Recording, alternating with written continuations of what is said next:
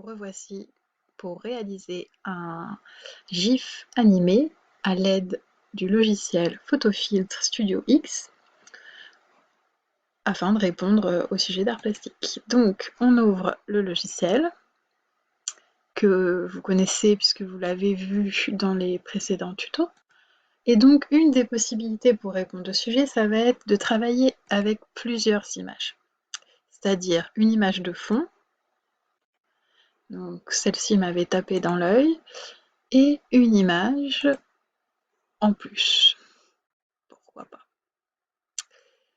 Ok, donc là vous avez compris que mon but, ça va être d'intégrer Alf à l'arrière-plan. Pour ceci, on va utiliser la baguette magique. C'est le cas dans tous les autres logiciels, on utilise la baguette pour sélectionner un fond uni. Donc là, on a une tolérance qui est assez élevée, qui va être pratique. Et vous avez vu que ça ne m'a pas tout sélectionné. Alors, il y a une touche très importante, deux touches très importantes plutôt, dans les logiciels de retouche d'image qui vont permettre des fonctions en plus, d'activer en fait des fonctions en plus des outils. Donc là, par exemple, je suis sur la baguette, mais si je reste appuyée avec le clavier sur la touche CTRL, donc dans une main j'ai la souris de l'ordinateur, dans l'autre j'appuie sur CTRL, je vais en fait ajouter de la sélection. Par contre, si j'appuie sur Alt en même temps que je clique, je vais enlever de la sélection. Donc c'est pratique, ça permet d'ajouter. CTRL c'est pour ajouter et Alt c'est pour supprimer ou enlever plutôt. Et ça marche aussi avec d'autres outils, on verra ça plus tard. Donc là je fais CTRL et au moment où je vous parle, je reste appuyée sur CTRL et avec ma souris, je clique pour sélectionner un maximum de choses. Donc là, je pense que je suis plutôt pas mal. Sauf que, vous l'avez compris, j'ai sélectionné le violet et pas Alf. Donc tout ça, c'est sélectionné, le violet. Je vais faire sélection inversée, tout simplement. Et là, vous voyez que mes pointillés, ils sont autour de Alf. Et cette histoire d'inversion de la sélection, c'est pareil dans tous les logiciels. Donc maintenant, je vais faire soit CTRL-C, CTRL-V, copier-coller, ou alors je fais édition, copier. Donc là, je suis bien dans Alpha. Et donc, après, je vais dans l'image voulue, et je fais édition, coller. Et là, vous voyez que par défaut, le logiciel a créé un calque avec le petit damier transparent, ce qui fait que Alf, il est tout seul, tranquille. Vous voyez que ici, on est sur ce logo-là, qui nous permet en fait de déplacer les choses. En PhotoFit, ça se passe comme ça. Et si je clique à côté, voilà, il reste fixe. Si je suis sur la souris, ça marche plus, quoi. Je peux plus le décaler. Par contre, si je revais sur ce petit logo, je peux le décaler à nouveau. Bon, je vais rétrécir. Donc, dans PhotoFit, c'est un peu pénible la réduction, parce que je suis obligée de faire clic droit, redimensionner. Là, on a le petit cadre qui apparaît, et je vais rétrécir Alf. Donc Alf, dans l'histoire de la série, est un martien. Donc c'est un peu ça qui m'a donné l'idée. Voilà. Donc voilà, il est pas mal. Et donc, vous voyez là, c'est encore une fois problématique parce que j'ai le truc là autour, j'ai le cadre et je sais pas comment l'enlever. Donc on double-clique et on clique encore à côté. En fait, il faut qu'il n'y ait plus rien, plus de pointillés, plus rien pour être sûr d'avoir fini l'action. Je vois ici que j'ai laissé j'ai mal détouré, donc avec la gomme. Alors, là, vous voyez l'erreur que j'ai fait, je ne suis pas sur le bon calque. Vous voyez ici, en fait, je suis sur l'arrière-plan, donc je vais faire CTRL-Z. Je vais bien me mettre sur Alf et je vais donc enlever cette ligne noire moche. Voilà, donc là, on a notre Alf. Je vais vous montrer, j'avais l'idée de le faire exploser. Donc, je vais faire ouvrir. Et s'il y en a qui ont regardé tous les tutos, j'étais allée sur Google Images chercher une image d'explosion. Donc avec un fond, j'avais tapé explosion, fond transparent. Je vais sélectionner cette image, CTRL-C, je vais sur la planète, CTRL-V. On voit qu'en fait, je sais pas si j'ai mal enregistré l'image, mais damier en fait n'était pas transparent. Donc je prends la baguette, je sélectionne le damier et je fais supr avec le clavier. Et voilà. Et après, j'ai plus qu'à faire des petits détails. Alors honnêtement, je vais pas les faire tous en fait, parce que sinon la vidéo elle serait trop longue. Là, on n'oublie pas de désélectionner, sinon je suis bloquée en fait. Si je laisse un truc clignotant, je peux plus rien faire après.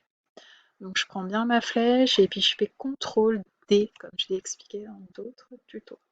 D comme désélectionner. Vous voyez qu'ici je peux plus le bouger, donc je fais clic droit, redimensionner, et puis je vais voilà, trouver une taille qui me plaît. Je double-clique, voilà. On a donc 3 images. Maintenant, c'est le moment le plus important. Je vais fermer un peu les choses un peu parasites. On va l'exporter pour qu'il devienne un GIF. Donc on va dans Outils, vous voyez ici dans la barre. On va dans GIF animé. On vérifie que c'est bien en boucle. On va mettre palette optimisée parce que j'ai essayé ça et c'était bof. Et ça, c'est pour en fait la vitesse. Donc moi, je vais mettre rapide, donc je vais le laisser à 100, mais si je voulais que ça soit lent, on va quand même faire un test à 20 et on fait aperçu. Ah non, en fait, ok. Ok, j'ai compris. Donc, c'est rapide. Donc quand on met pas beaucoup, c'est rapide, et si on met 100, c'est lent. Donc on va mettre un peu moins rapide. Ça fait un petit peu psychédélique. Alors ouais, c'est peut-être... on va essayer 40. Je fais un aperçu. Ouais, là ça me paraît bien. Donc, je vais l'exporter. Et attention, c'est l'histoire du placard ou de la commande où il faut choisir dans quel tiroir le mettre. Donc, je vais choisir de le mettre dans Images et dans Art Plastique, GIF. Et je vais l'appeler Essai Alf. Alf Explosion. Voilà. Et je vais vérifier qu'il est bien arrivé dans mon dossier. Et il est bien là. Et si je double-clique, voilà, j'ai bien mon GIF. Bon, il est un peu cheap, hein, il est un peu kitsch, mais de toute façon, les GIFs, c'est toujours un peu kitsch. Et puis, vous avez vu le temps, j'ai pas mis énormément de temps à le faire, donc voilà, c'est juste un exemple en fait, pour vous montrer comment on fait. Alors, j'ai trouvé une autre solution. Je vais supprimer cette explosion qui est en fait une image fixe. Donc, je fais clic droit, supprimer. Et en fait, j'ai trouvé sur internet en tapant GIF explosion fond transparent, j'ai trouvé en fait des explosions, mais en fait déjà décomposées. Donc je l'ai enregistré là et je vais l'ouvrir. Voilà. Donc c'est presque pas du jeu, hein. C'est pas vraiment ce que je vous demande, mais c'est vraiment pour vous montrer comment on fait un GIF. Je vais tous les rendre visibles. Donc je clique dessus et je les rends visibles.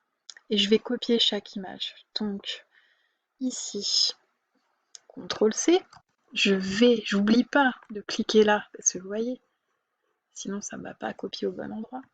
CTRL-V, je vais directement la mettre au bon endroit. Donc là, vous voyez que Alf, il doit être derrière, donc je remonte l'image par-dessus. Et je vais la mettre tout de suite comme j'ai envie. Donc je vais la faire partir de ce petit trou. Je pense que ça va être pas mal.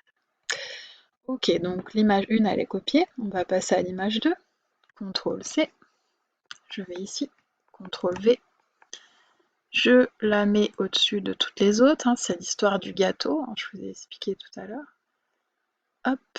Et je vais la mettre légèrement plus grande. Je sais pas ce que ça va donner, mais en fait le but c'est que ça lui recouvre la tête à la fin. Donc, voyez. On va y aller progressivement. Voilà, de toute façon, c'est des petits essais. Hop, on va sur le calque 3. Donc là, vous voyez, on est bien entouré. CTRL-C, je vais ici, CTRL-V, je le mets au-dessus de la pile. Hop, je fais clic droit, redimensionner le calque. Est-ce que c'est bon que je l'ai redimensionné là? Je commence à avoir un doute. Non, ce n'est pas le bon.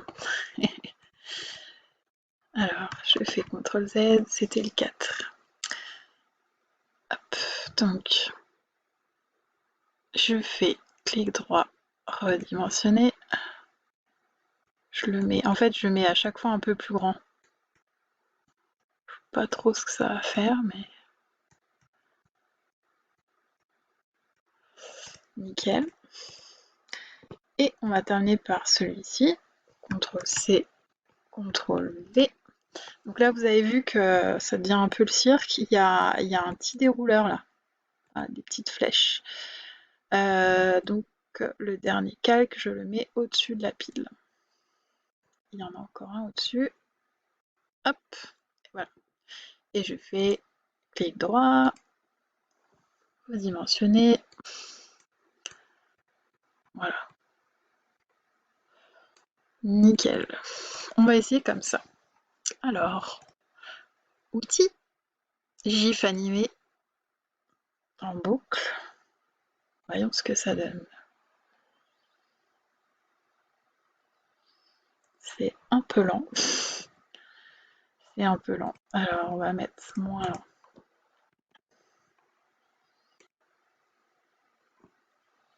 Voilà.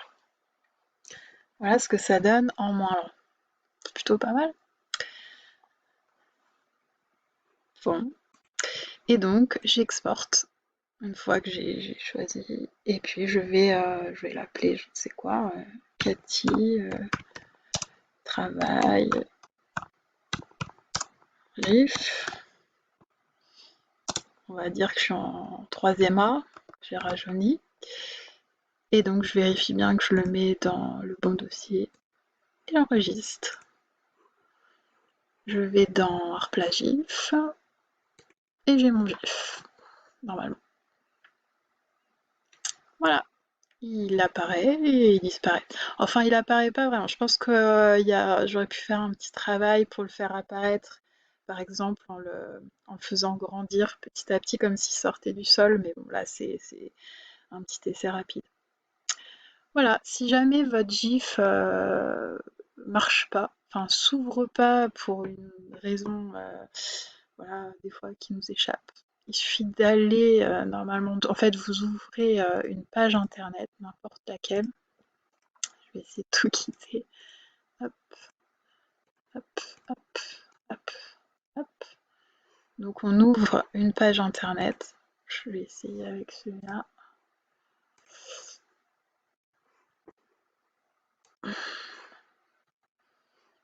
Voilà.